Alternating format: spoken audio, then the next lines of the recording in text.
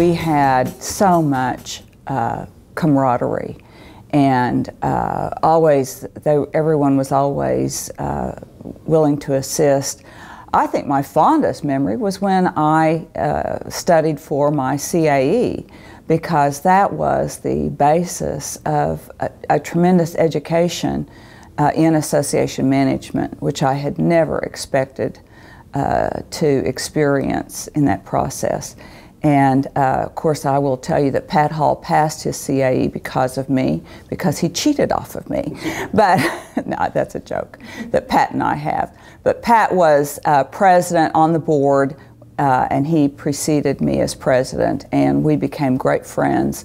Pat served, actually his term as president and my term as president-elect was a length of 18 months, because we changed the bylaws and I can't remember now if we changed them from a calendar year, changed the fiscal year from a calendar year to a July through June fiscal year, or vice versa. But anyway, it was 18 months, and Pat and I became great friends. Well, the classes that you go through to prepare for that, and then reading the resource materials, and it was almost like a self-study process. But it was the foundation that I utilized in many of my issues in association, in managing a small association, which we had about 3,500 members at the time. And you don't have a whole lot of resources, but ASAE, OSAE were just my foundation for my success. When I was hired as executive director, it was by an individual that was on the board, and he approached me to apply for the job, and I said, "Bruce, I don't know how to do this. I don't know how to do this." And he said, "Yes, you do." He said, "You just go in there and you do everything that you've been griping and complaining about for the last 10 years, and you just get in there and do it." And they were very interested in the expansion of the association to become a more member-oriented association. And so I said, "Well, how do I learn about this?" And he said, "Oh, there's an organization for association executives. Just look it up and contact them and get involved." And that is exactly what I did. The two best things I did was hire a good auditor to keep me out of jail, and I joined OSAE and had the experiences there, and with particularly ASAE, because I started going to those conventions, and the resources of ASAE for an executive are just immense, and I would never have had the level of success that I achieved if it weren't for OSAE and ASAE. We also became involved then at that time in a number of issues with the legislature regarding 501c3s and various various issues that impacted associations' tax status, and so we had a number of issues that were very important during that time, that were you know, road burning or building bridges, I guess I should say. The other thing was we just had a lot of fun. And I don't know that they have as much fun anymore. I don't know that they could have as much fun as we had. We had a lot of fun. We would travel together to ASAE conventions, and I was single at the time, but I was kind of always like a fifth wheel with everybody and their wives, or wives and husbands, but they just took me along, but we just had great fun. And we also had 2 conferences outside of the United States. We went to Mexico 2 times. One time we went to Puerto Vallarta, and one time to, I believe it was Cancun. And when you go away with your peers, first of all, a lot of association managers went to those events that wouldn't go to Tulsa or Oklahoma City or Altus, and I don't mean to degrade those events by any means. But when you go away, you just build a camaraderie and a networking.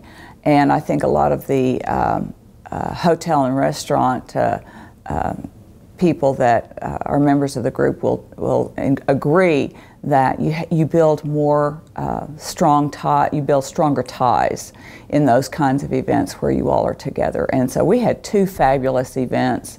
Well, first of all, if you haven't ever attended an OSAE event, whether new or old, there is just such a wealth of knowledge, and it's very mind-broadening to attend that event because there are so many resources available to you. I would always take notes on the annual convention and the way the opening sessions or the general sessions were presented, and the backdrops, the staging. I mean, so many little nuances that one becomes involved with in associations when you're doing your own state conventions or just meetings. And also working with, they have so many resources regarding working with board members and difficult board members and structure and policies. The resources are tremendous. So for new and old, I think having those resources is just so important. And like I said, one of the first things I did, because all I knew about association management was a little bit about committees and some of the things that I wanted to see my association to have and to develop.